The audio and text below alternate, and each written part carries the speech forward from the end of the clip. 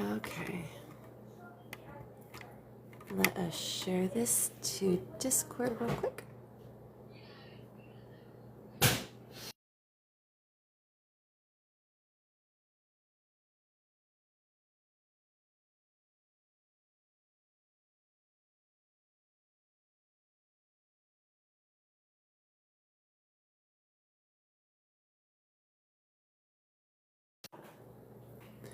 Okay, and now to add to my story. Hi, Erica. Give me a minute and I'll get you invited up. I just want to invite some people in real quick.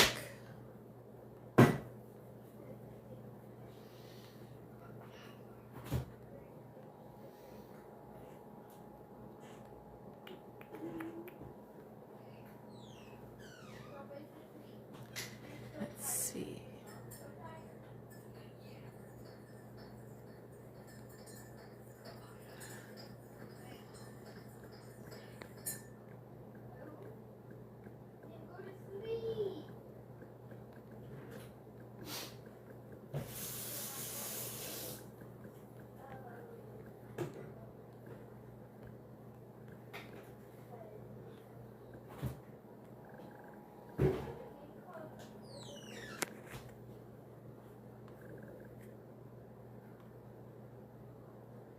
Okay. Hi, you up. Welcome in. Let me get it to the rest of the peoples. Thank you, dear.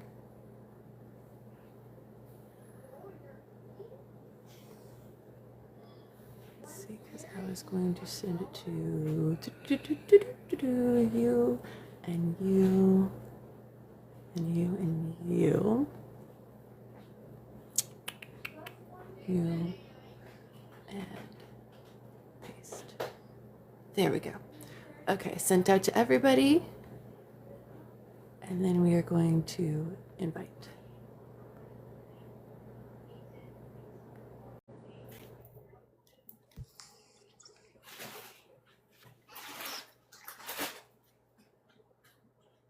Okay, do we have audio?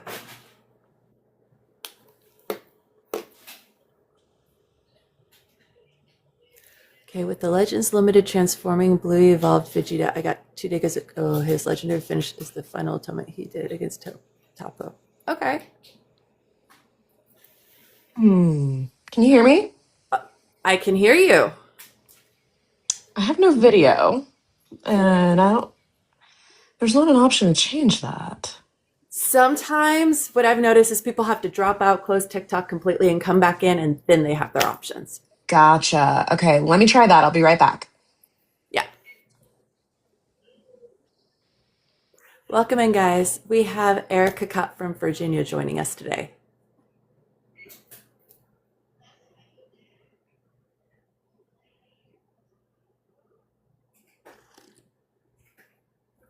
Hey, Beach Geek. Is a self and alignment style blast attack. He plays. Oh, he does kamikaze. Got it.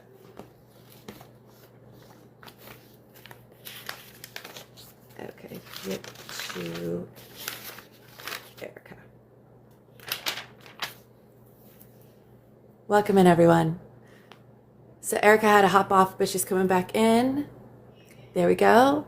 See if we can't get her audio and video going.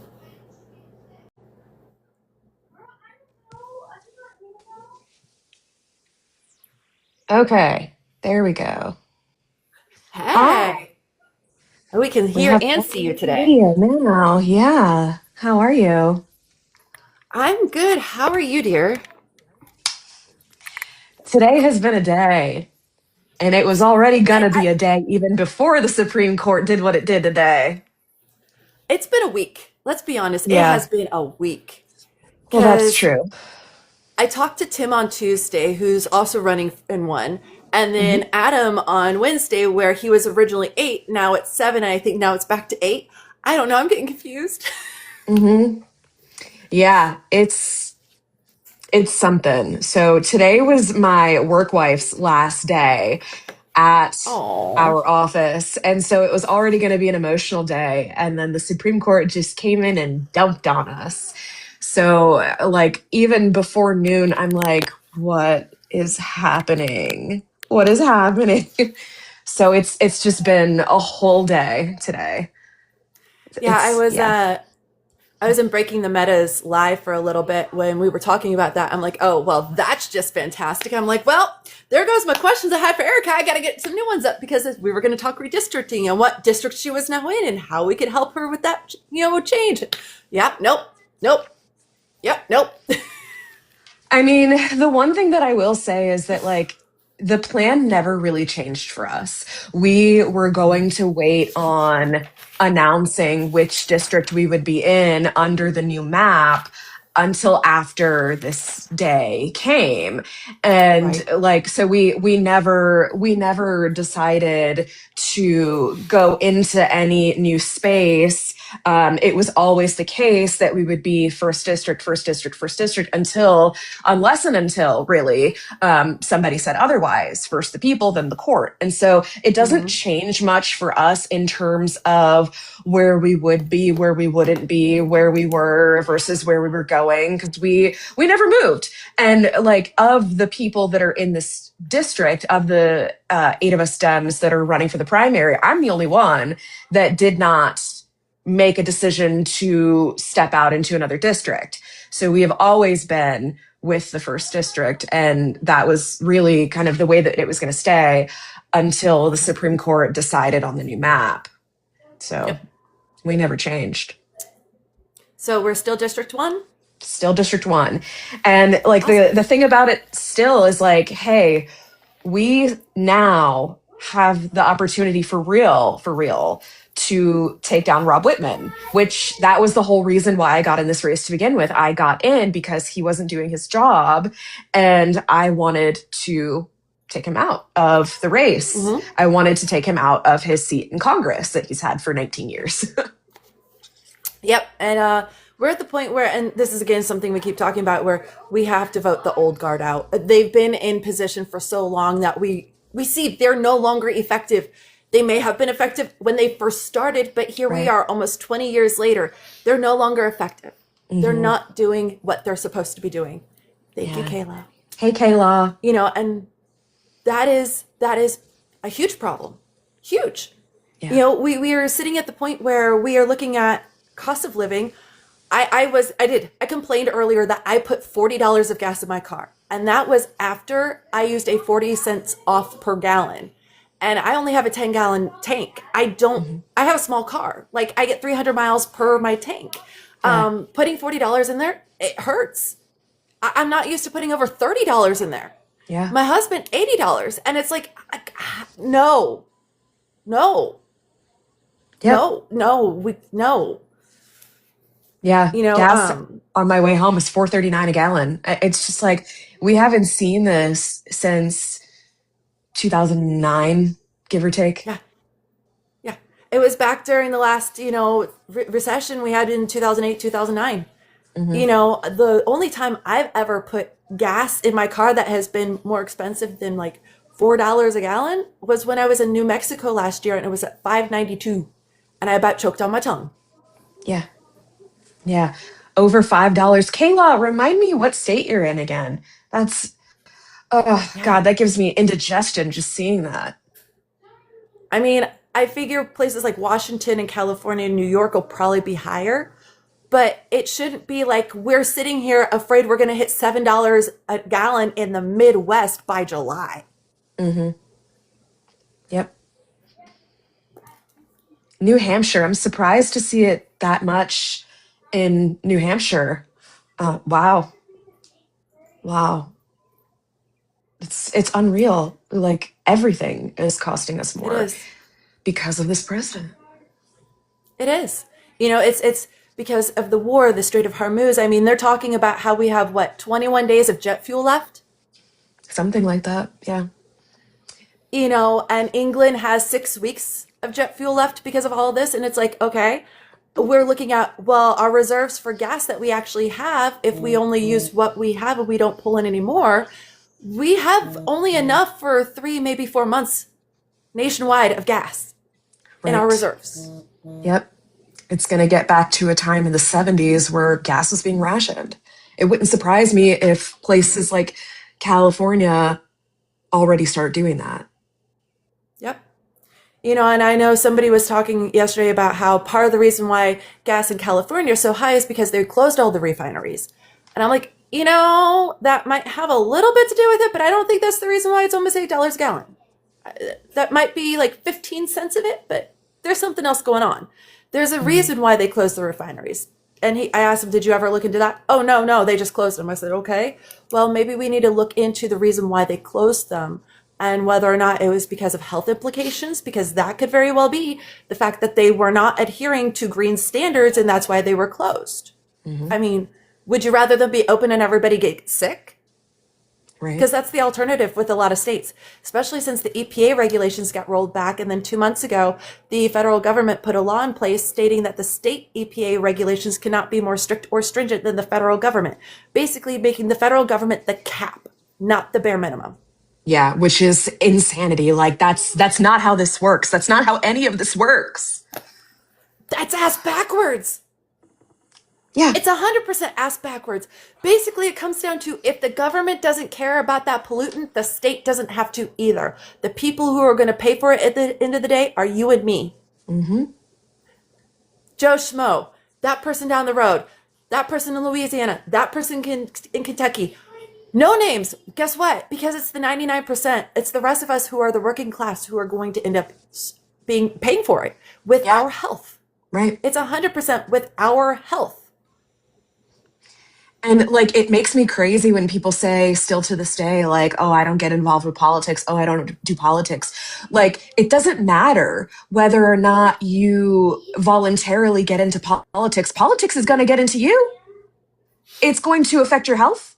It's going to affect the care that you receive for your health. It's going to affect the price that you pay. Currently, the price you pay at the pump. It's going to affect the price that you pay at the grocery store. It's going to affect everything. And Because like, it does it affect just, everything. it makes me And here's the crazy how thing. people don't see that.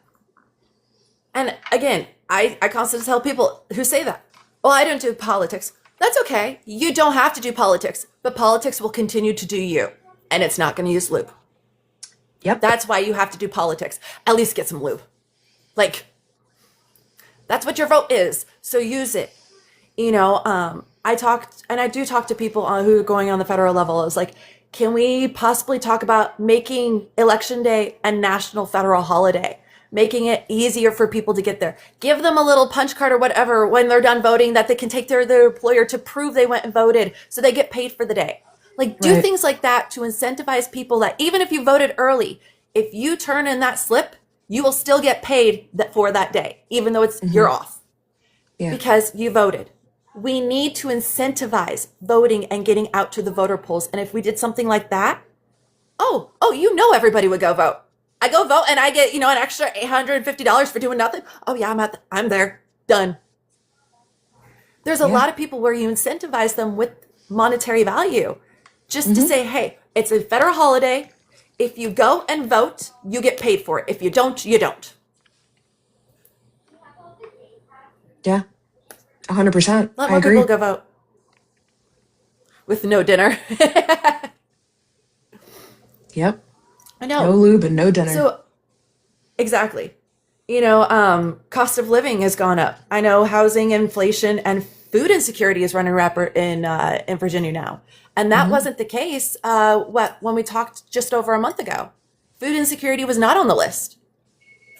Yeah. That is in just a few amount of weeks that has gotten on the list, but it's starting to appear on the list in more and more places because we're now seeing the detrimental effect of last year with grabbing all of the migrant workers who were harvesting food. And now we don't have migrant workers and food.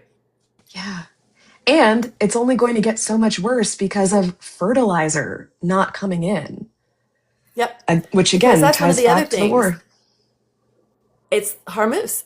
Fertilizer comes through there. And so now they're having to ration their fertilizer.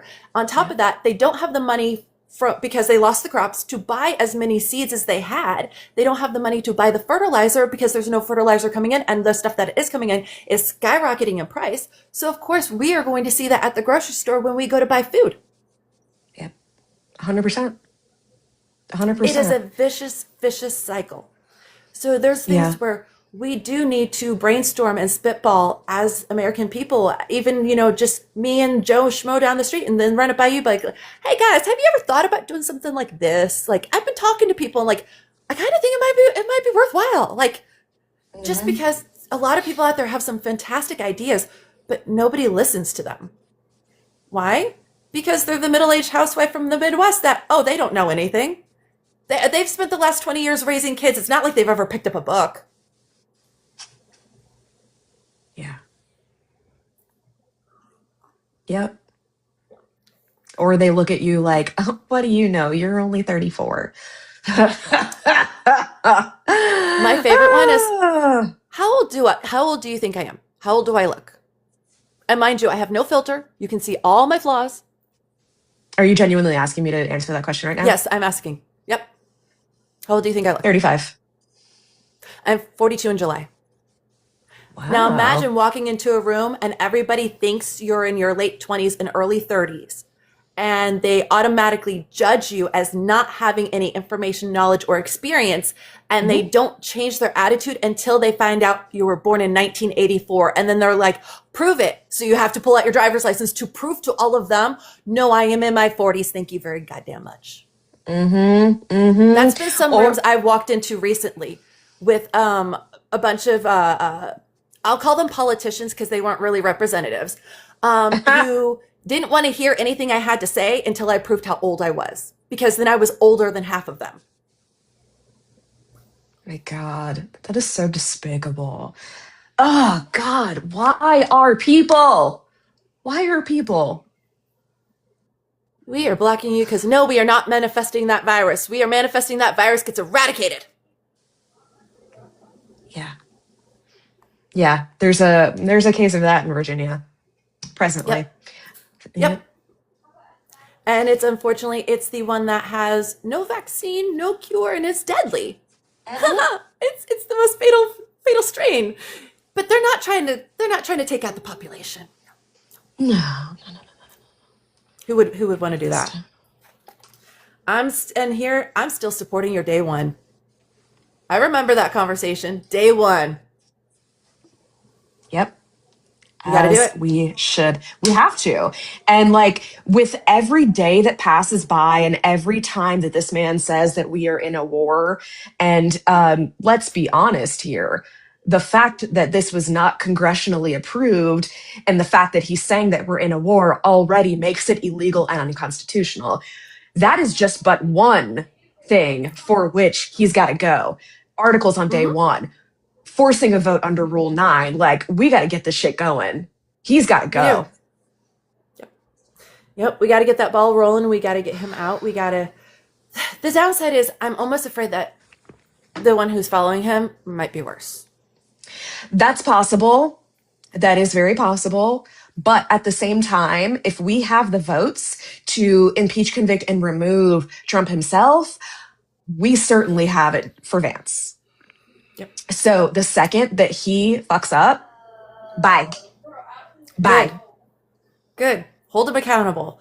Yeah, that is probably one of the top 5 things I keep hearing is accountability. Because people, myself included, are tired. You're exhausted.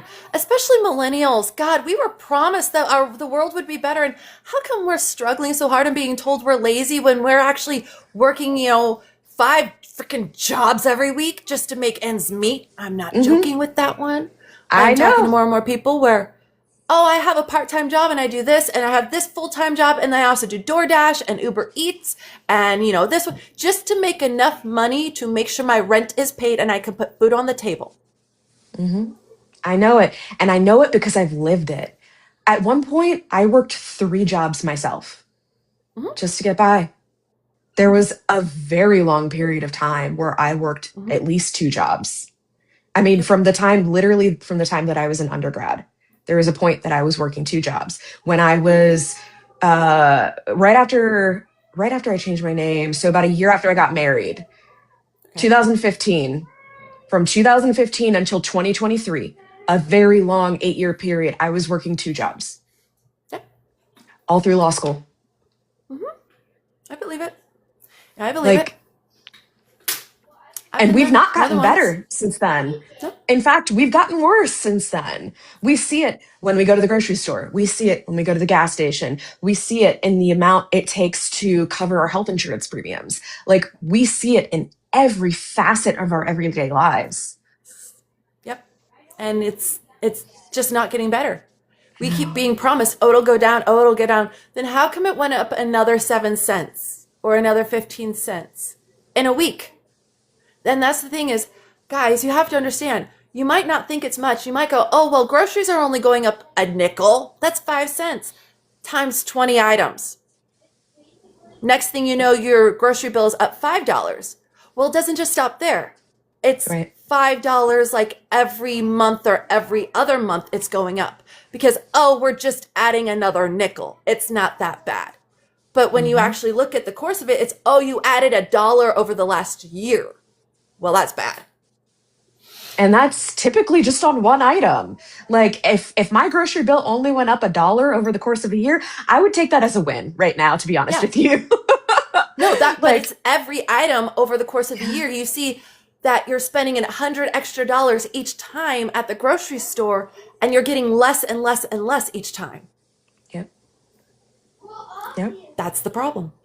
It is. You know, we can also talk about farmers. So there's a lot of issues with farmers, especially small farmers. Small farmers are not able to sustain, their small farm, their family farm. Right. A lot of farmers markets.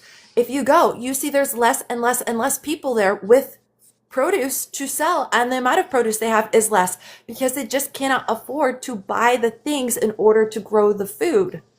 Yep. And the only ones who are suffering are us. Mm-hmm. And Yeah. it's that's where I get stuck with some of the people who can still support him. I don't understand how they can. It's Yeah. how do you?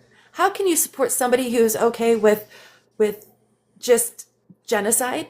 It was okay Yeah. with hurting children, okay with, just disregarding the humanity, having no humanity. Mm-hmm. And that's what it comes down to is he has no humanity. And I truly believe that those who also don't have it saw him as a rallying flag behind what they could get behind to be the worst versions of themselves and have society say, oh, it's okay. Yep. Yep. It's not. You elect a So let's, fraud, expect a con, yep, and we're all getting conned.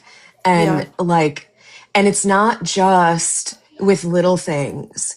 No, it's him trying to steal $10 billion of taxpayer money from the IRS. He's suing his own IRS for $10 He's suing billion. himself. Yeah. Or we can talk about the 40 billion that was put into Argentina to help stabilize their economy, quote unquote. When in reality, if Mm-hmm. you do the work, he's got 2 friends who had all of their money tied up in Argentina. And if they didn't give the money to Argentina, they would have gone bankrupt, which would have been bad for those 2 people. Mm-hmm. Just those 2 people. Instead, we rebolstered their money. They're cushy. They're fine. America's out $40 billion that we're never going to see. It's never going to be returned. That was money that could have been immediately put back into our own economy. But instead of influxing our own economy, we'd rather bolster up the rest of the world. But we're not getting any money back because they don't need us. We used to be the middleman. When a year ago, they cut the middleman out. Okay, guys, they cut the middleman out. They cut us out of so many deals. That's where we're losing money. That money is not coming through the States anymore. It's going from Canada to Japan directly, to China Mm-hmm. directly, to England directly. They're not using us as that middleman. That's what our industry was, is we were the middleman. Yeah. So how are we making America great again? Like, I'm still trying to see when it's happening because we're a year and a half in almost. Are we winning yet? Because Yeah. not that I've seen. Oh, so many wins, right? Venezuela, yeah, oh, that was a win. No, Iran, That's when, nope, Hormuz, we have a ceasefire. No, we don't. No, we don't. No, we don't. I was listening to NPR driving home today, and it was about the ceasefire. And there was a congressman who was talking, and they were like, "Oh, a ceasefire." He literally mansplained what a ceasefire is. He said, "A ceasefire means that we stop firing, and that hasn't happened." Yeah, hello. No, it has not happened. No, there is no ceasefire in place. What do we think that is going to happen when there is a ceasefire and people start pew-pewing at each other? That is not the meaning of a ceasefire, obviously. Like, the fact that that has to be said, it just shows how little people understand, or that they give us credit for understanding. And I'm like, I don't know about you, but I think generally the American people are a lot smarter than that. Although I will say I am tempted to start sitting there and making videos of, let's talk about what this word means, like what socialism and socialist actually means. Let's talk about what matriarchy actually means. Let's actually explain to some people who seem to be afraid of certain words what those words mean, because I promise you, when you know what they mean, they're not as terrifying as you think they are. Yeah. They're not. Let's throw the word racism in there too, because reverse racism. Let's explain communism and what communism actually is. Like, there's a lot of things, and I'm not joking when I say I was thinking about this last night, going, I need to just start writing down terms and words and things that I can explain to people so they understand what we are talking about. And again, I don't think the vast majority of Americans are stupid. I don't. I think they're uneducated. I think that they have been given so much disinformation and propaganda over their lifetime that a lot of them don't know what to believe. They don't know what is right, and they don't know what is true. I know, I've been there. And the more I find out, the more disgusted I get with the world around me. And the more I sit there and say, guys, we cannot let them win. This is the year. If we don't do it in 2026, if we don't start flipping seats, if we don't start making a change, if there's not any sort of wave of change, we're screwed. It has to start this year. Even if we don't take 100% of everything, we got to make a difference. We got to make a change, and we got to flip something. We got to start now, or it's too late. Yeah. But it's not too late yet. That's right. We still have the ability to make change. We still have time. We have 6 months until, general elections. We have primaries still scattered between now and September 3rd. Yeah, there's one on September 3rd, a primary. That's insane. So we find out who's running 6 weeks before the general election. Well, that's shit. That's crazy. Yeah. Here we start early voting 6 weeks before the general. So you're going to vote once, and then next day, okay, I'm going to vote again. What? Right. No. It's all crazy. It's crazy. And unfortunately, this is the world we live in. I know one of the things we've started talking about in every state has been education and vouchers. And the more I find out about the voucher system in the States, it's like, yeah, well, I know that was a good idea when it first was implemented. However, we also have to look at modern society and what works for our modern country. Okay? There's a lot of antiquated systems still in place that are no longer serving the American people, and we need to discuss removing them and possibly doing something better. Perfect example is elections. Unfortunately, I don't believe that the elections process we have now is serving our country the way it should. I think we do need to do some reform. I think the electoral college needs to be gone. And I do believe that the president should be done by popular vote, period, across the board. Yeah. I think for representatives on the state and local federal level should be done by ranked voting instead of by party voting. I think that if we did it that way, we would actually get the representatives in place that we've truly voted for, and we truly want who have our best interests at heart. 100%. 100%. And then another thing that we could talk about too is why do we need to have an arbitrary limit of the number of representatives that we have in the U.S. House of Representatives? I get that, back a long time ago when the cap was introduced that the population size was a lot different. And so the ability to have one representative per every so many tens of thousands of people was fine. But hey, guess what? We have 814,000 people in my district alone. And Yep. I know that that is very consistent in a lot of other places. So you're Yep. having one person to speak for the will of nearly a million people. Yep. That's excessive. That's extreme. Yeah, I couldn't agree more. A lot of people, it's between 500,000 and a million. And I'm like, that's a lot of people to be representing. Like maybe 150,000 should be like the cap. 200,000 at the most. I know we have a lot of people in the United States and we don't necessarily need 1,000 representatives, but there has to be some sort of change to even that out and make it a little bit more representative of, well, what we actually have in America. Yeah. Instead of one face representing a million people, I'm sorry, you probably don't actually speak for a million people. You probably speak for less than half of that. Mm-hmm. Yeah. But And then then, again, less than half of it probably went out to vote. and that's the thing, like people talk about how their vote doesn't matter. And yeah, when you have hundreds of thousands of people that are trying to be heard, one person may not necessarily matter to one representative who's got to be responsible for 800,000 people.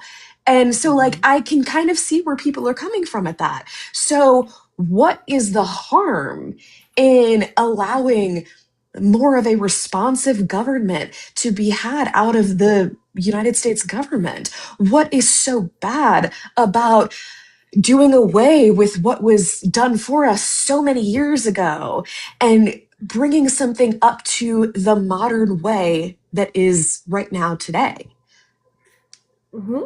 Well, and that's what I'm talking about. Some of those antiquated systems, which again served us 150 years ago, 100 years ago, even 50 years ago. But in 2026 and for the last 20, 30 years, we've seen them. They've served us less and less and less to the point where they're not serving us at all. And so they're antiquated to the point where, yes, let's keep it in a history book. That used to be the way we do things, but we changed it because we saw as our country evolved, we needed to evolve our way of thinking and doing things as well. Yeah. You know, it isn't the definition of sanity doing the same thing over and over, expecting a different result. I mean, I know Yep. I'm crazy, but I'm crazy because I will do 1,000 different things to get the end goal I want. Mm-hmm. I'll be crazy. Thank you. But hey, you're not doing the same thing over and over again and telling people, oh, it's Exactly. going to be different this time. It's going to be different this Right. time. It's like, well, that way didn't work. Let's try a different way. We'll see if we can't do it this time. Sorry about that, Exactly. guys. My bad. Didn't realize that way would fail, but we got it. Yeah. But that's how we need to go about doing it. And that's where I'm talking about, like with you and Tim. Unfortunately, that means only one of the two of you is gonna pass the primary. It's a sad reality. I was really looking forward to having 3 candidates we could vote for, like, and have all 3 go. Like, I was actually happy about the redistricting for that thing only. Like, Me woohoo! too. We can vote for Tim, Ericka, and Adam. Bet. Okay, well, now we have to choose. I don't like choosing. Yeah. That's what it comes down to is, okay, now we have to put our favorite representatives and sit there and go, okay, well, of these two, which one do I actually want? Which one do I think has the possibility of going ahead to the next step? You know, and it sucks to have to sit there and think that, especially when I've interviewed people for, you know, that same position. It's like, I get that, but that's part of the reason why I'm trying to is showing people, okay, even for some districts, we have multiple people that would be a very good candidate. So what you need to do is you need to sit down and you need to find all the videos and interviews they've done. You need to see every conversation. You need to find out when they're going to be doing, you know, online town halls or things like this, so you can interact with them and find out which one of the two you actually prefer, and then go for that person. That's what we need to do. That's what I'm trying to do is bring that back to, well, politics, where people actually know the representatives. Because once upon a time, you knew who your representative was. There was only like 30,000 people in his area. He knew all of the people. You knew who he was. Now, you have a million? I promise you, you don't know all 1 million people. You could try, but you never get to know them all. It's Right. not feasibly possible. Well, hi there, honey. I got a cat. Hi, kitty. What's the kitty's name? This is Quetzalcoatl. So she is a Bengal. Quetzalcoatl. I like that. Yep. Oh, She has a Bengal. She has a lightning bolt on her face. So her face is all brown except an orange mark. I love That is it. part of how she got her name. That's great. So far, do you guys have anything you want to ask Ericka? Like, please, by all means, chime in. Grill her. Find out what she's running for. Find out what she wants for us.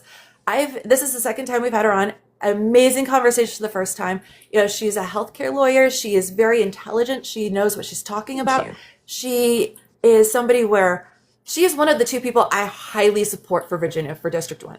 And even me, if I were there, I'm not sure which one I would vote for right now because I had a fantastic conversation with Tim, but I also know you know your shit too. So it's one of those I would actually have to sit down and go through everything and be like, okay, well, based on all the conversations, based on everything I've seen, based on this and based on that, this is the person that I'm going to have to go for because of X, Y, and Z. But I promise you right now, it's so hard to choose because you guys are so great. Yeah. Like, you are. Thank you. Thank And you. both of you Yeah. bring different perspectives and you bring different things to the table. And that's what makes it so hard is as allies, I think you guys would have been like that, like fighting for the same things. And it sucks that now we have to choose.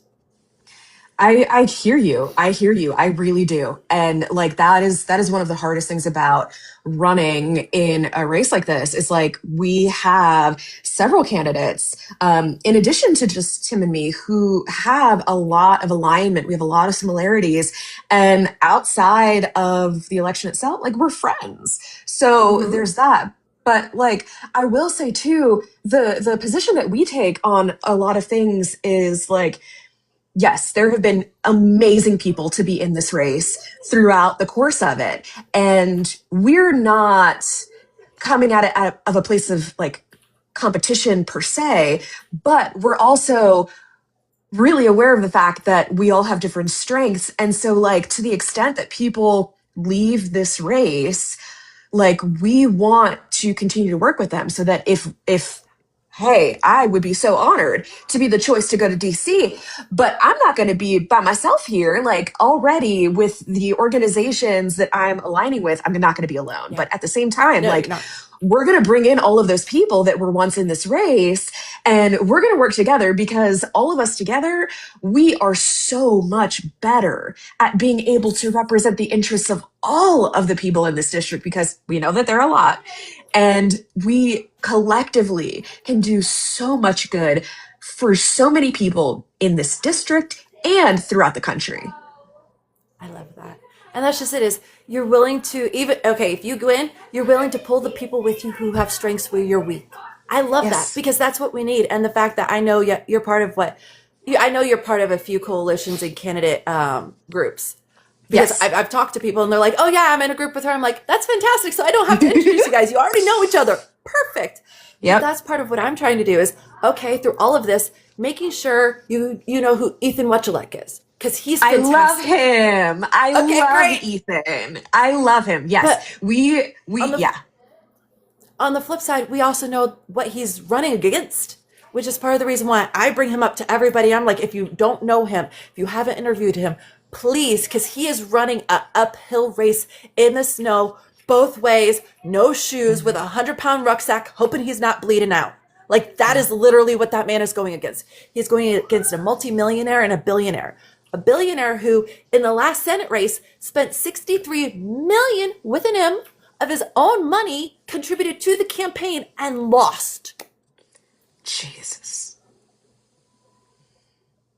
I understand that's pennies to them, but still, it boggles my mind how somebody could have that much money, throw so much money at something, and still lose. Yep. And the other person didn't even break $200,000 with their campaign contributions, and they won.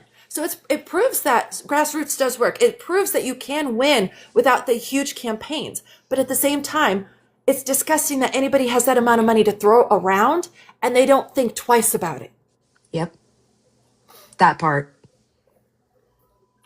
Oh yeah, no, it's that part. And it's like, okay, no, no, we have a problem. when we have multimillionaires and billionaires running and they're the ones who keep getting elected because people recognize their names, because it's money and name recognition. Those are the top two things. I think everybody realizes that's what they're running against, is money and name recognition. So if we can get them out there, that at least helps with that name recognition part. And at the end of the day, it helps with the money part. Because if we can use all the free advertisement that is available to us via social media, thank you, we can actually get people out there. We can get them the awareness. You know, I cannot stand to see people like him who are our everyday working Joe. Hey, we had conversations. He understands what it's like to tighten his belt and to go a day without a meal to make sure somebody else eats. Like, he's been there. He understands that. Bet you know what it's like. That alone, because so many don't, you have my interest. You may just have my vote. And after talking to him, oh yeah, you have my vote. Hardcore, have my vote. Fantastic individual. But there's a lot of people like that. Jeremy DeVito in Alabama.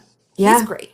Yep. You know, Love him. I bring up you. I know people bring up Hunter Miranda. I've brought up Vance Bostic. There's so many people who are on the fringe of it because they don't have money. They're fighting against people who have popularity, name recognition, and money. We need to get these people out there. We need to help them. You know, all of us.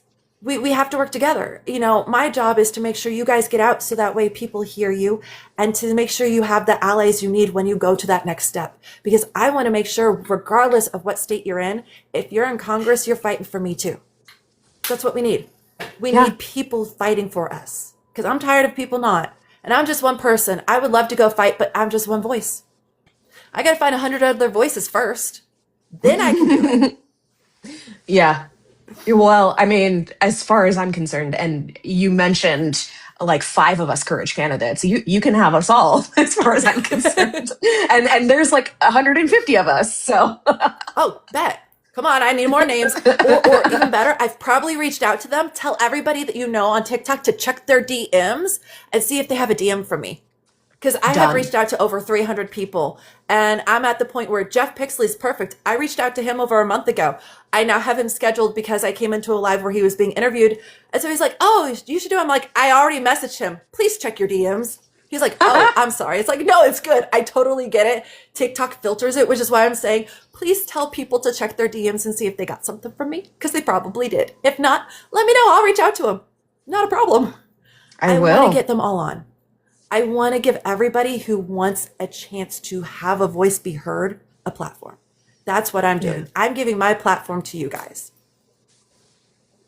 And that's so honorable. And I speak for myself, yes, but I also know that I can speak for a lot of people within the courage candidates field, that we're very appreciative of you, of other creators who are doing similar things. Like, you all are helping us to get the visibility that's helping people to be able to vote for us. Like, we don't have the money for the most part. A lot of us are very much grassroots, and our contribution income is not the same as that of Republicans taking dark money, like my own Congressman Rob Whitman. But with platforms like this, platforms like yours, and other people who are really just laying the groundwork for us to be able to come in and share these ideas, it's so appreciated. Thank you so much. Of course. And what I've done, so you actually may have other creators reach out to you, is I've been giving a list of everybody I've interviewed, and I do put between either recommend or highly recommend. You had a highly recommend. Oh, thank you. But just letting them know, like, here's my list of like 30 something people I've already talked to. These are people I recommend all of them. I do. I recommend you talk to all of them, see if you can get them on. But I'm trying to get you guys more exposure with other content creators in hopes that they will also give me names in return, and I can help those same people. You know, Jeff Pixley was a name that was given to me. I'm like, I already got him. We got him. But it's one of those, like, I just want to make sure you guys get out there. So I will send you to, I know a lot of you have already talked to Mike at Breaking the Meta. I've sent the list to K-Law. I've sent a list to Jess. I've sent a list to Lisa. I've sent a list to 2 other creators. I mean, we're all starting out doing this. So it's one of those, I told them, I said, reach out. I said, they will say yes. I can tell you that. If they don't respond, let me know. And I'll just message them going, hey, you have a DM from this person. You might want to check it. Yeah, that actually reminds me that I need to reschedule with Mike at Breaking the Meta because we had something scheduled and then I had a personal thing. And I was just like, I'm gonna have to reschedule. I'm sorry. And then I just didn't. And yeah, so I need to follow up. Yeah. But that's just it, is making sure you guys are getting out there, reminding you to reschedule and get on somebody's books, continuing the conversations, because that's what drives it, is the more we talk to you. Like, I have people who, so far it's up to 15 views for the video that I did for you last time. And mind you, I only have 9 subscribers. So that's actually really good. But that's just it, is people are actually coming in and watching those videos. I'm posting them. I'm at the point where I figured out how to use YouTube to make clips. Oh my God, so much easier. So much easier. I'm cranking them out like that. So I'm like, oh, okay, cool. I got an entire person's thing done in 30 minutes instead of 4 hours. Yeah. So it saves me a lot of time, and it makes it a lot easier. So that way I can make more clips and more videos and get you guys out there on TikTok even better. So at some point soon, you may actually start being spammed with clips. Not sorry. They are all different. I'm letting you know that now. But it's just to help drive a knowledge and awareness of you. I've also been posting them to Instagram. Clips are on YouTube now, in addition to the full videos. Like, I'm trying to do what I can to help you guys. May not be much, but it's better than nothing. And I know it's going to get a few people, at least a few people talking, and that's the goal. It's just a few people talking, a few people voting, more than we had, and pushing them to push others. Because that's what it comes down to, is we have to keep reminding each other, like, guys, I know. Yes. Okay. You're not wrong. If you don't vote, you're right. Your vote doesn't count. It doesn't matter. If you don't go vote, it's a self-fulfilling prophecy. It doesn't matter. You're right. But if you go vote, at some point it will. I promise you that. And I get the whole disheartenment because we've been voting and voting and voting and voting. Speaking of which, tangent, but it's related. Vote411.org. Please go double check that you are still registered to vote. I went on about 2.5, almost 3 weeks ago now. I was no longer registered to vote. I have not moved. I've been in the same house for 14 years. See, it's what's on my driver's license. I voted in the last presidential election. I went on. I had to re-register. I hadn't re-registered in time to vote in my state's primaries on the 5th. So I didn't get to vote. I was pissed off. Please, please, please, please, please, please, please make sure each month you are going in and double checking you are still registered to vote. The reason why is because last year they went after the voter registration rolls so they could purge people who have a history of voting the way they don't like. And if you don't know who I'm talking about, I don't know what to tell you, because there's certain things, if I say it, TikTok's going to flag it. But vote411.org. Please go double check, make sure at least a month in advance prior to the primaries, you're registered to vote. Make sure before the end of October, you're registered to vote. It's important that you are, to make sure it counts, because they are trying to make sure you don't use your voice.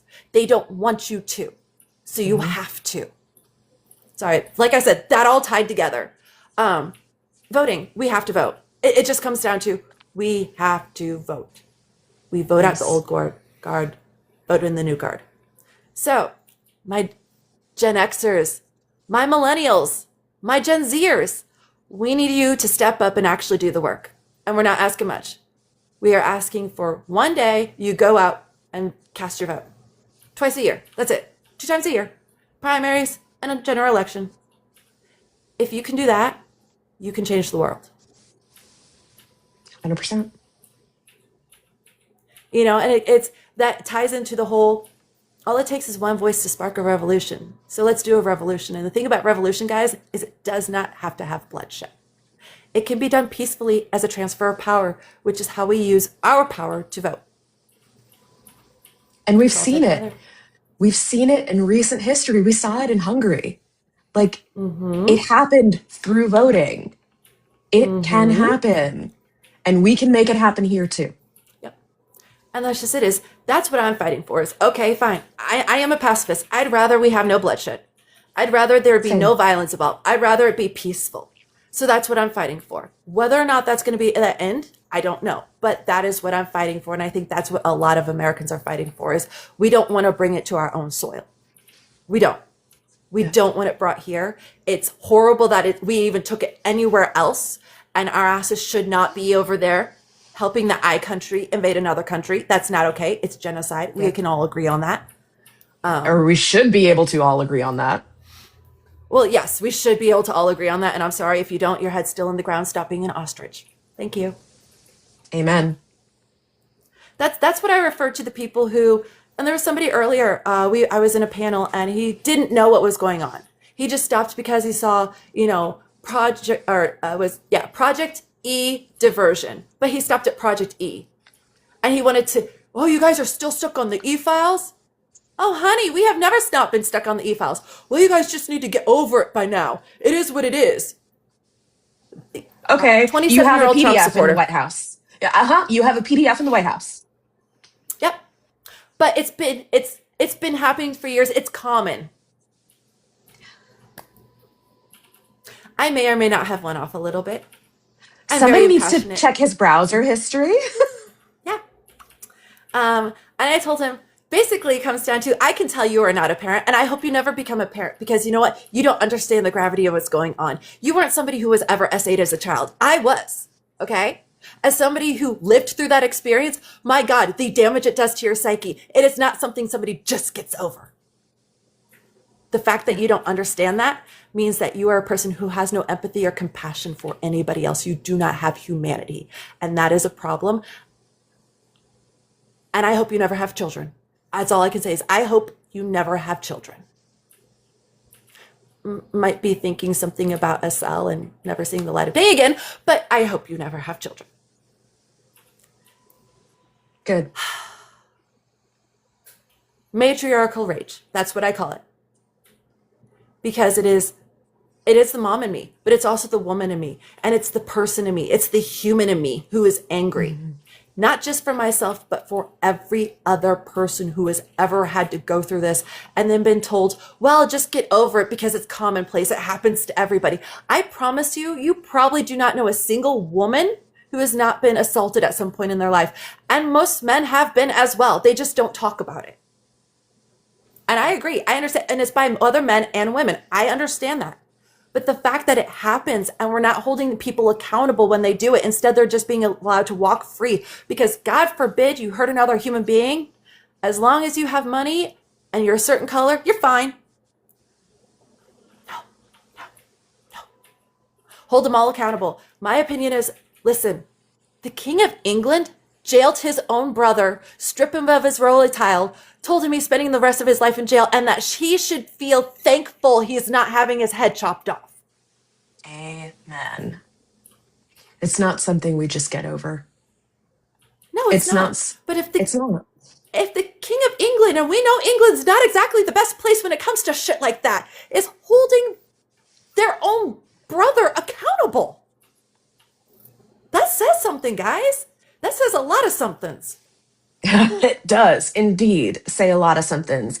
And that's why I say to check that man's browser history, because if he can't recognize that this is something that, number one, it should not be common, first of all. But number two, the only way that we are going to change the way that our society looks where something like this isn't common anymore is to get accountability from accusers or from abusers.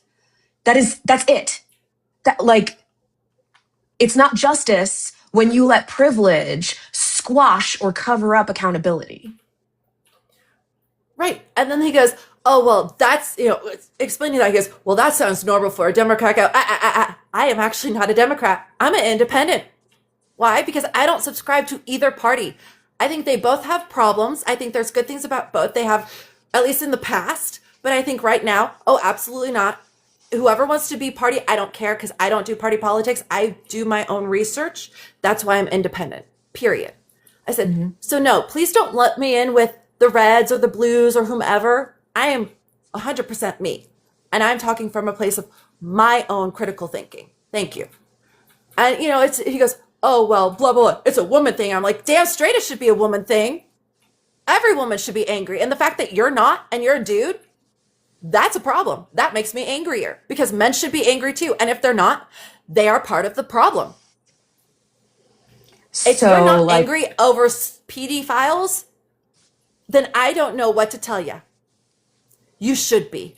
If you're not, all I can think is, well, you are one. Exactly. And like, it's a woman thing. So you don't have a mom? You don't have a female friend?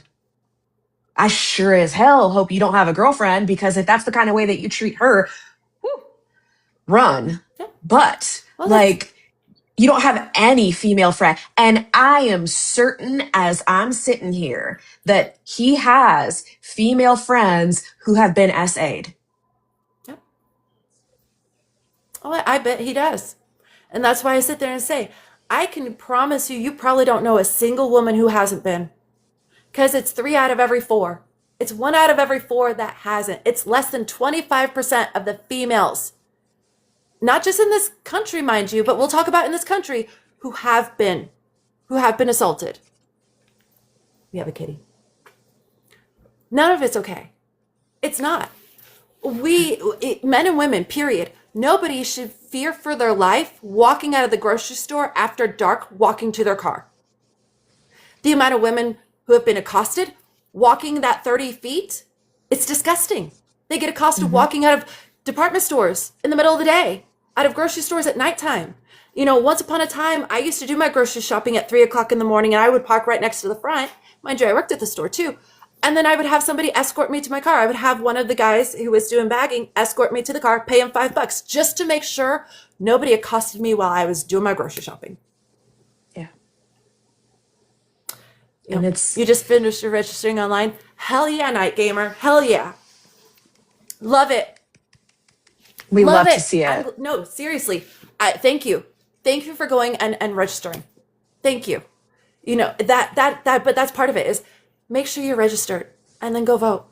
If you've never voted before, it's okay. There's a lot of people. I know some people in their 60s who've never voted before. They are making sure they go out and vote this year. They have already gone to voteforwomen.org and made sure they're registered and they have a ride and they're making sure it happens. And I'm like, good.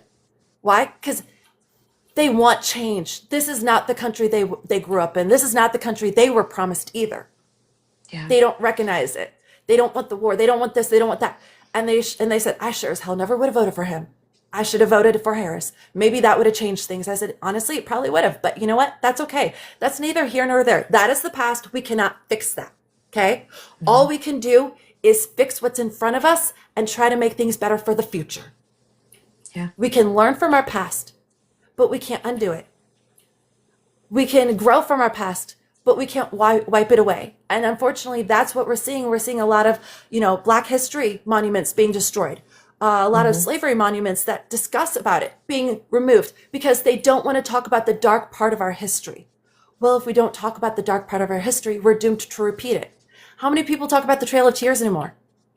How many people even know what that was? I know there are people out there who genuinely don't know what the Trail of Tears are, and they're Americans. And it's like, how? How do you not know this stuff? Like, how do you not know some of the basics of our country? But that's exactly it is. They're purposely keeping us uneducated and ignorant in our history so they can repeat it. 100%. Because they're hoping, well, maybe this generation, if we keep them stupid, we can do what we want to do that we failed to do in the 1940s. And before that. Yep. But it's a cycle and it keeps happening and you'll see repeat where they try and they end up failing. But then they come back 60 to 80 years later, full force. And it's just like, because it's cyclic. And we can tell that there are, of course, unfortunately, underlying people who are trying to govern our country for us that have money. It's called greed and avarice. Those are the people who are trying to control and dictate the world, and we need to stop them. We need to stop them as a country. We need to stop them as individuals. The best way we can do that, vote, research your candidates. Make sure that you make the time to use your voice. Volunteer. Reach out to the candidate you like and volunteer, even if they're not in your state. Yeah. If you can volunteer for 10 candidates, doing 10 calls for them, you'll help them more than you know. And that's what I tell people is you have no idea how little you do, how much it helps somebody else. And it's 5 minutes, 10 minutes, 15 minutes of your time. And next thing you know, that they are 100 people ahead because now they've had 10 people call 10 people. That's 100 people. You spent 10 minutes of your time making phone calls.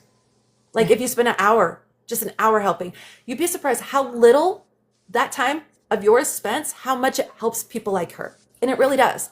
But that's the whole point of grassroots, is to try to do as much as we can with as little amount of money as we can without asking for the donations, although we know we need the donations. But it's okay, what can we do without the donations so that way the donations that I do get can be impactful in other ways?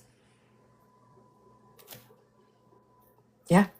I mean, really, that is it in a nutshell. That's grassroots campaigning right there. And it runs on people power. And so, yes, volunteer, whether it be knocking doors, making calls, even just doing some data work on the side, wherever you are, wherever you might be located. Send texts, get your personal network involved.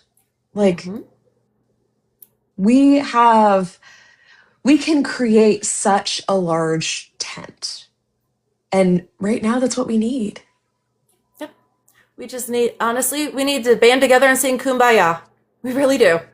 And we need to be willing to have the conversations, the hard conversations with each other. We have to be willing to work together to find outcomes that everybody profits from, not just a select few. Because if a select few are profiting and the rest of everybody else is hurting, nobody's profiting. That's not sustainable. Right. Right.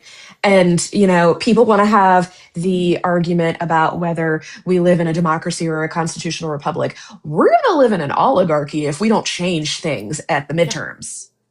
Right now, we live in a capitalistic society. That's what we live in. We live in a capitalistic society, to the point where this is something that made me a little sick again. So last year, Trump added 2.5 trillion with a T to the national debt. And they just announced they plan on adding 2 trillion with a T to the national debt this year and 2.18 trillion to the national debt in 2027, as long as nothing changes. That's only if nothing changes. Which means that number is going right up. And we're already over 40 trillion in debt. And we have less than 6 trillion in assets. Understand that, people. Like, they're trying to tax the working class to make up that deficit, but we don't make enough money as a whole for them to make up the deficit. What they need to tax is they need to tax capital gains, and they need to tax the ultra wealthy. They need to put a wealth tax on anything over like 200 million. And we actually did the math, and it was and they put into chat GPT and they did some math and numbers, but it came down to basically, if we were to do that, $500 million would be generated annually from just taxing a handful of people. And that's not even all the oligarchs. That was just like 5 of them. Yeah. It's possible that we could generate almost $1 billion of tax revenue just by doing that we could just reinvest into the people and fix our public education system, get rid of the vouchers, or make sure the vouchers are actually being funded into the public education system, because I think public education should be the great equalizer. I can go into all of that and the reasons why. We can feed and house the homeless and kids and families, and instead of splitting up homeless families, we can actually keep them together and put them in a house. I mean, things like that for basic human rights and necessities. We would have the money for it. There would be no, where are we going to get the money for it? Well, first of all, we cut the military spending. That will get us out of debt very quickly. Yes. And then we tax the corporations and the ultra wealthy. And if we did that, and I keep hearing, well, it's my money, you're not entitled to it. So here's the thing about interest. Interest, that is what oligarchs live off of. They have all of their money tied up in investments. They get the interest and they live off of that. And they live off of it tax-free because capital gains are taxed. But it's not really their money. Here's the thing, it's stock market money. They're just accruing interest on the money in the stocks. That's all they're living off of. Yeah, no, I'm pretty sure that should be taxed. Because that's where the wealth disparity really jumps is, well, you should just invest in stocks. So you have that money? Because I don't have that money. And investing in stocks is not as profitable as some people think unless you have a lot of money to sink into it, into a good company that you know is going to make a lot of money, and then you sell off right before they crash. Like, that is the only way. Vast majority of people are not going to know how to do that. Why? Because they don't have the training. They don't have the degrees. They don't have this. They don't have that. It's a lot of knowledge that goes into that. It's not as easy as people would think. Rock, he's that guy 2.0. That's what he does. He does day trading every day. He swaps stocks. And he'll tell you right now, he is not touching oil because that is just, whoo!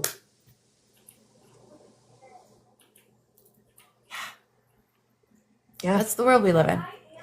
That is the world we live in. Or, you know, people will say, oh, well, then you just need to make more money. What? With what time am I supposed to get another job to make more money? Like, just get a better paying job. Yeah. Okay. This whole mentality of pulling oneself up by their bootstraps is such nonsense. It's such nonsense because, like, we live in a world where we are already spread so thin and there is not enough time to be able to add any one additional thing onto our plates, let alone the mental bandwidth to be able to do it on top of raising kids, having a full-time job or even 2 or 3 part-time jobs, having a family, and then, you know, wanting to do anything in our spare time at all whatsoever. What time is there going to be to go and make more money? Right. It's such a privileged, entitled thing to say, and oh my God, it makes me so mad every single time. Well, and as somebody who has her own business doing the chair massage thing, you know, I work part-time for a chiropractor, and in my free time, I do this. I don't make any money off of this. I used to do TikTok streaming, and I would, you know, dress up and chill and vibe, and I was making about $50 a week. I'm lucky if I break $2 a week right now.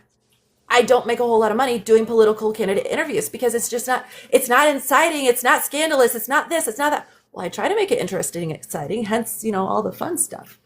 You know, but I get it. Politics is not exciting. I don't do this to make money. I do this to help make a better future for my kids.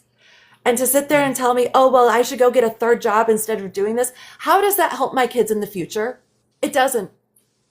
Because I'm not doing anything other than, okay, yeah, I have a little bit of money to pay down my bills a little bit faster. That's it. The overwhelming debt's still there. It's still accruing because everything is still going up. You know, that doesn't help fix the actual, you know, cause. It helps treat some of the symptoms, but we're at the pack where we need to actually look at the fucking disease and cut the disease out. It's one of those, do you cut off the foot to save the body, or do you cut off the entire leg, or do you just let the person die? Personally, you amputate the toe. You know, it's not even the entire foot, it's a toe. It's just a toe you got to get rid of. Just a toe.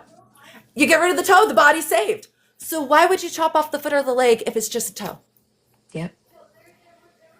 Yes. They only play spaces with yelling. You're right. Okay, so now Night Gamer is saying it said they couldn't find a registration with your information, right? And that's what they said for me when they kicked me off the voter registration rolls. And it also says your polling place may have changed. So definitely make sure you know where the correct polling place is for your county. So I just wanted to make sure we talked about that because he checked his state website and he wasn't still registered to vote.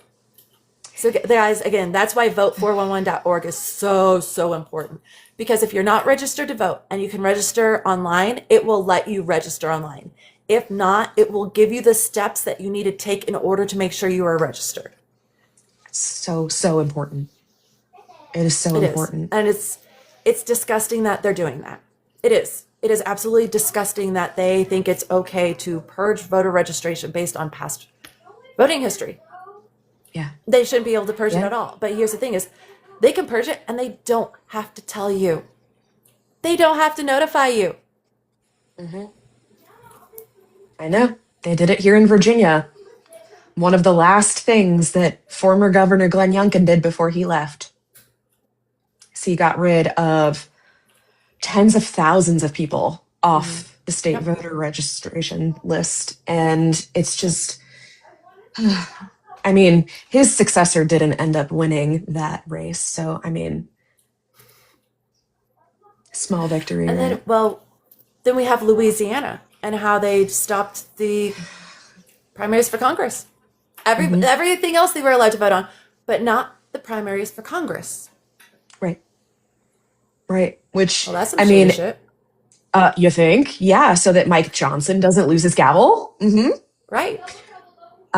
Yeah. So I know that there are several candidates for House in Louisiana that have filed a lawsuit. Yep. I know that too. Yeah. And they should. In fact, all of them should be filing lawsuits because it's bullshit. And the fact that they're Hmm. not all filing lawsuits is bullshit. But that's just it is the MAGA talk about doing everything the right way, but when we do it the right way, they are doing everything they can to stop us from doing it the right way. You can't Hmm. have it both ways, my guys. You cannot have 3 pieces of cake and expect not to have a stomach ache. Yeah. Yeah. It's a good It's analogy. just it is because it's the reality of it. It is the reality of it. Is you cannot expect to eat your fill and overindulge on dessert and not have a stomach ache when you're done. Because you're going to Hmm. have it. You're going to be like, oh, I regret it now. Yeah, I bet you do. You should have stopped after one, my friend. Now you want Hmm. cake? No, I'm I want sorry. cake. So let's talk about just how your campaign has been going.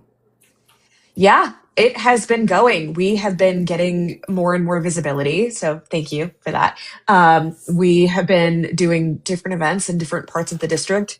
At one point, it was, so far that we were going because we didn't really know what the district was going to look like. So we were going all over the place. Um, but I mean, that's been good because we've had an opportunity to meet some really great people and people Mhm. that we wouldn't have met otherwise. So I will never be disappointed in that we had to, go this place and that place and that place because we have gone and talked with a lot of people and they are just so excited to hear the message Mhm. that we're bringing to them. And last weekend, for example, we were in New Kent County, which is a part of the district that I'm in. It was a part of the district before the map, before the new map came out, and it is now a part of my district that I'm in still. And one person asked me, they were like, is there a chance that you could remain our candidate under the new map? And I'm like, oh, like I don't know. I don't know. But it's just been so good that we've been able to connect with so many people. Um, we haven't really had a whole ton of time to sit here and do call time because, Mhm. I'm working full time. My campaign manager works full time, and it's not working for the campaign that we're working full time.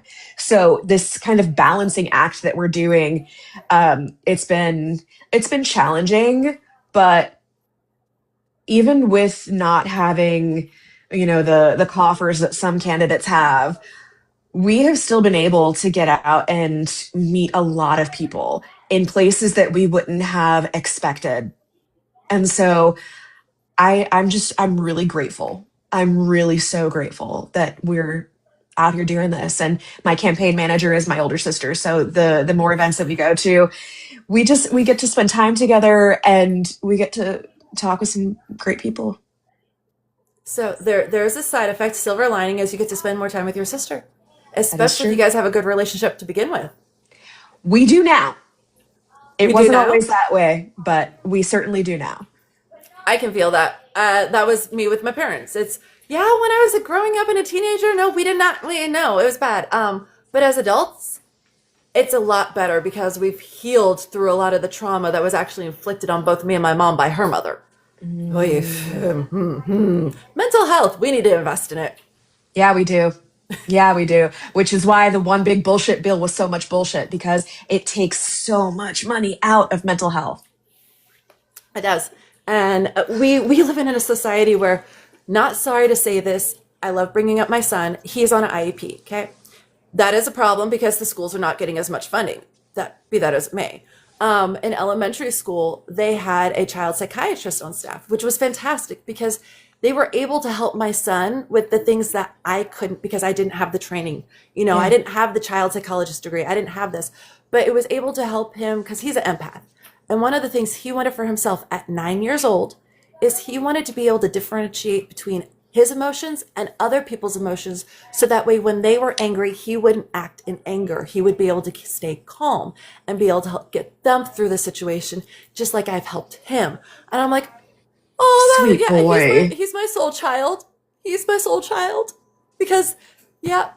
But he's been an empath, I know for a fact, since 6 months old. Like, the ways he would just grab my finger and curl and snuggle when I was not having a good day, you could tell he knew just at 2 years old. Like my mom even said, there were times where she was struggling with depression and he would just want to crawl on her and cuddle her. He didn't know what was wrong. He didn't know the words to say. He just knew that if he was there and they hugged him, they felt better. So he let them hug him. At 2 years old, at less than two, that's an empathetic, compassionate person.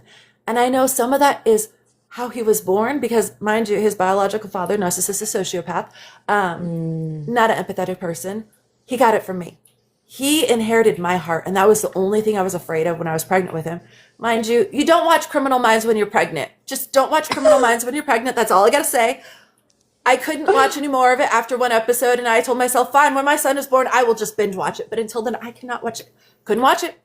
I kept having nightmares about him growing up to be a serial killer, and there was nothing I could do to change it. I was pregnant. Need I say more? But he's 14. He'll be 15. He is still one of the most empathetic, compassionate people. He cries. He lets his tears flow freely. When he is upset, if he needs to cry, he'll grab a tissue and he'll cry. I have told him, if you're not comfortable crying in public, that's okay. You don't have to. But your home is your sanctuary. You should always feel free to have your emotions there. And I've told him, if at any point in time you don't feel free to have your emotions at home, I need to know, because that means I'm not doing something right. That means my home's not the sanctuary and safety place it should be, because my kids should always feel free to express themselves however they see feel fit in my home. Even if that means throwing a temper tantrum over the stupidest thing, I'd rather them do it while they're at home than at somebody else's house and never get invited back. Have the emotions at home. That way we can teach you how to interact with society so you don't have those emotions, in public. Yeah. Have them, but that way you can control them. Because that's the thing is, don't suppress them, don't bottle them up, but you learn when to control them, when to release them, and when to bite your tongue. Yeah. But that's just it. That's what I learned through mental health care. I had the same issues, except they were worse. I was undiagnosed bipolar manic depression. Yeah, imagine a crazy time of my life. But that's just it. There's a lot of kids where that could have been caught when I was in elementary school. In fact, if they knew that girls had ADHD, they would have caught that in elementary school. Yeah. If they had somebody on staff that was licensed and trained to catch that. And that's something I think that we need to invest in, is I truly believe that, especially in public education, every school should have a minimum of a nurse practitioner on staff and a minimum of a child psychiatrist. Somebody who can sit there and actually help address and identify mental health issues in children, so that we can start getting them the help when they're still children and not as 30, 40, or 50-year-old adults when all the damage is now done. Yeah. I agree. I agree completely. It is so much easier to shape the way somebody grows up when you have the ability to do it, rather than to try to change behaviors and really undo so much that's already been done to somebody when they're an adult. And as somebody who's going through regression therapy, to uncover all of the black spots that I have in my childhood, my teenage years, because of my grandmother AJ and what she did, and I've been talking to my mom about it and finding out that my grandmother AJ did similar things to my mother and her siblings, and my mom just never wanted to talk about it. But the fact that I'm remembering certain identifying characteristics of certain events, my mom's sitting there going, there's no way you could make that up. I'm like, I'm well aware of that, Mom. The brown sedan that had the broken locks on the doors, it existed. It was what she had before the white van. And my mom was like, how do you remember that? She got rid of that before you were like She's like, she had that until you were like 6. I'm like, I'm aware. I still remember it. I still remember her getting the white van. Just because I was a child does not mean that there weren't certain events that happened that my grandmere told my mom I was lying about, because, God, why would I ever do that to a child? Don't you even trust me with your daughter? Yeah. So until I was a teenager, until I was about 14, when my mom sat down with my child psychiatrist at that point in time, and she told her, listen, she hasn't been lying to you. Your mother has been. And she actually sat my mom down, and we had a nice long 3-hour conversation that day. And my mom realized that, oh, she had to undo the last 14 years of damage she did to me. Yeah, that was fun. But that's just it. If I had somebody even younger who actually sat down and listened to me about my problems and why I felt unloved at home, a lot of that would have been addressed a lot sooner, rather than me feeling unloved at home until I'm in my 20s. Yeah, completely. Oh, God. And sad part is there's a lot of people who have similar stories. And don't get me wrong, I know my mom loved me, but there was a lot of times where how they dismissed me when I told them what was going on made me feel unloved, unwanted, and unvalued as a child. Because I was telling them what I needed and wanted, and they were telling me, no, you can't know that because you're a child. But did you ever maybe stop to think that children are just future adults, and they might actually absorb stuff from the world around them and be able to tell you what's going on? And they pulled out the dictionary and learned the words to literally tell you, this is the word, this is the thing that's going on, and you're sitting there going, no, that can't be it. Yep. Yep. I was on the spectrum. I'm very, very communicative. I literally went and found the words to tell them what was wrong, and they still wouldn't believe me. That is, I know I'm not alone. God, it just breaks my heart hearing that. You know, but I get, in our history, my mom broke a lot of cycles. She wasn't perfect, but she had an abusive, neglected, narcissistic, sociopathic mother as a mother. Somebody who should never have had kids.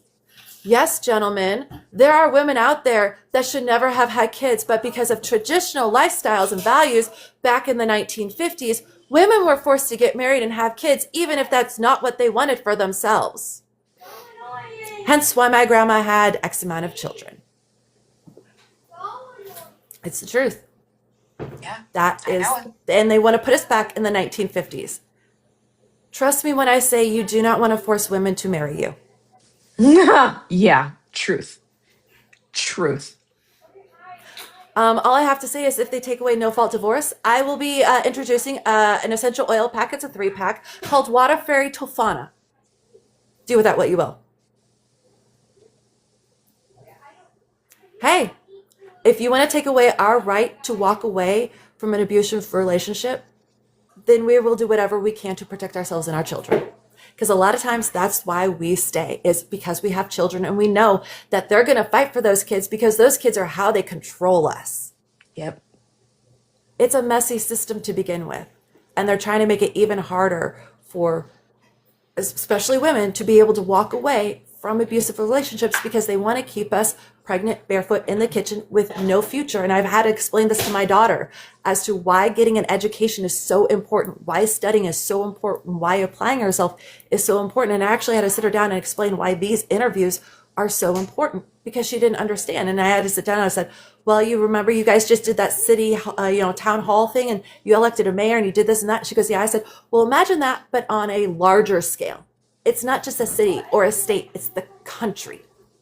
And in the country that we live in, you have less rights today than you did the day you were born. You don't have bodily autonomy, sweetheart. You cannot choose what you want to do with your own body. Somebody else has the right to say no. You cannot do that with your own body. I said, are you okay with that? She goes, no. I said, okay, they want to take your education away from you so that way you're ignorant and you're uneducated and you're, stupid. Do you want that? No. They want to keep you barefoot and pregnant in the kitchen so that you cannot choose your life for yourself. Is that what you want? No. She started to understand why it's so important at 10 years old that we talk about these topics and we get involved. And she knows I never wanted to do anything like this, but I am doing it because I have kids, because I cannot leave this future to them. I have to leave a better one. I have to fight. And anybody who doesn't understand the fight, that's where we're going to have problems. Is if you don't understand why we fight so hard, you are part of the problem. Hi guys. Hi Mark. 100%. I love that they're trying to make sure that he is absolutely making sure that they are registered to vote and they're good. I love that.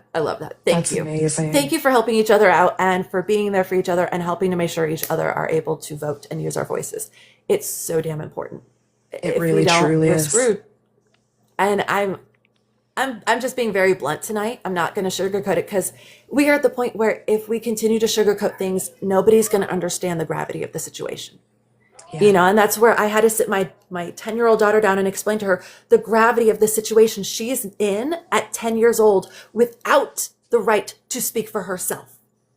I have to advocate for her instead. I have to advocate for my son. And I had to advocate for myself. And then I have to get my husband to advocate for them too. Why? Because we all have to. If we don't all advocate for the next generation, we are not going to have a next generation to advocate for. 100%. Gen X been saying that for generations. But yeah, that's where we're at, is we have to. And it's come down to we have to.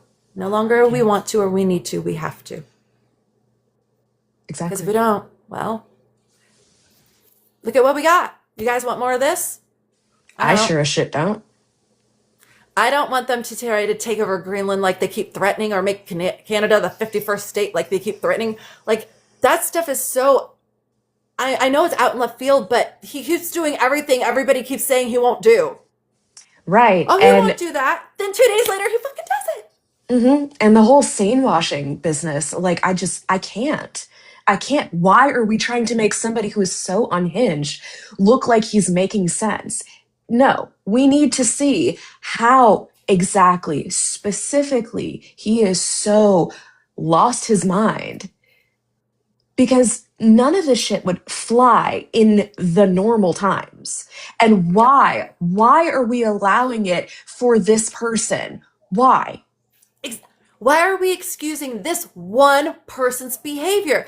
Anybody else, we would already have held them accountable. What's so special about him that they're so afraid to hold him accountable? And that's what it is. It's fear, because he's already said it. If they hold him accountable, well, then a lot of his friends will go to jail too. Bye. Have fun behind bars. Right? That's what I gotta say. And then I hear, oh, well, you don't want Democrats. No. I don't care what party they're part of. If they are in the Epstein files and they are culpable, they need to be arrested. They need to be prosecuted. They need to be punished to the fullest extent of the law. We have to use them to set an example. We need to do what England is doing with Andrew, setting an example. Yeah. We have to. Yeah, exactly. We're being stood up. It's just like I'm sitting here going, hey, Gen Xers and millennials, listen, you need to stand up and start running, because Gen Zers are doing it and they're barely out of diapers and don't know how to wipe their nose, and you're really going to be showed up by them. No offense to Gen Zers, there's some of you that are really awesome and I love talking to you, but I'm just using that as, we have people who are barely past the age of 23 who are running versus people who are in the 40s and 50s and should be, because they have that experience. They have the knowledge. But that's where we're at, is we are at the point where if you're in your 30s and 40s, it's our time to start stepping up. 30s, 40s, 50s, we need to be running. We need to be taking over the flag from the old guard. We need to get them out, and we need to actually get fresh blood in who is going to drive forward progress and change, not keep making us go back in time to a place where I promise you do not want us to be. You don't want us to be there. You think, women may be physically inferior, but goddamn. Do you know what happens when a lot of pissed off women band together? Especially if you take their meds away from them. Oh, yeah. All I gotta say is I know a lot of bipolar women, and we're all medicated for a reason. Just see what happens when we're not. God, the amount of chaos I create. Ask my husband. I have to stay medicated, or I will destroy my own life with the chaos. We all will. Yeah. But that's just it. It's true. There's reasons why most of us are medicated, and a lot of it has to do with, either mental disorders or depression, and the depression is directly tied to our economy, to our government, and to everything that's going on around us. Because it drives our cortisol through the roof. And like it or not, when cortisol is through the roof, the amount of things that it does to your brain, God, I can talk of that from the medical standpoint for hours. Suffice to say, your brain gets stuck in a cortisol soup, and that's bad. It's very, very bad if your brain is stuck in a cortisol soup, because it's hard for you to be healthy if your brain is stuck in a cortisol soup. You put on weight, especially in the midsection. You end up being less active. You're more stressed out. Your body hurts more. You're tensed up here. Next thing you know, you're like this, and it's because your brain is in a cortisol soup. So you literally have to figure out how to reduce that. How can you do that in your everyday life? We all have to figure out ways we can reduce our cortisol. A lot of times that is having conversations with other people to make sure you're not alone in the world, that you're not the only one who feels this way. In this case, we're getting ready to go into elections. Like it or not, politics defines everybody's life. Local politics defines your daily life. State politics defines, your annual life, and federal defines your overall arch-reaching, what affects you. And then, yes, it can vary on a state based on, perfect example, Roe versus Wade gets overturned, and now AB is a state thing. And states can decide whatever the hell they want. That really should still be a federal thing. That should be a federal thing, and honestly, it needs to be in our Constitution that we have bodily autonomy. I 100% agree, but I will say I've got to get on a call. We're having an emergency call with the DPVA because of the redistricting thing tonight. So we'll definitely have to continue this conversation because I have a whole lot I want to say about constitutional amendments. Oh, yes, and so do I. But I'm going to actually make a note about that for the phone call so you can fill me in on what's going on later. Yeah, okay. That sounds good. Okay. Well, as always, so great to talk to you, and we'll do this again.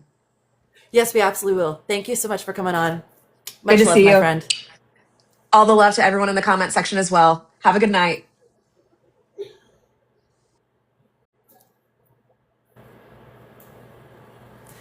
So, Ericka Kopp, running in Virginia, still in District 1. She is getting ready to get on the phone call about the redistricting, so I will make a note to talk to her about that next time we have her on, which should be in the next few weeks. So tune in. In the meantime, take care. Much love, my friends. I'll catch you on the flip side.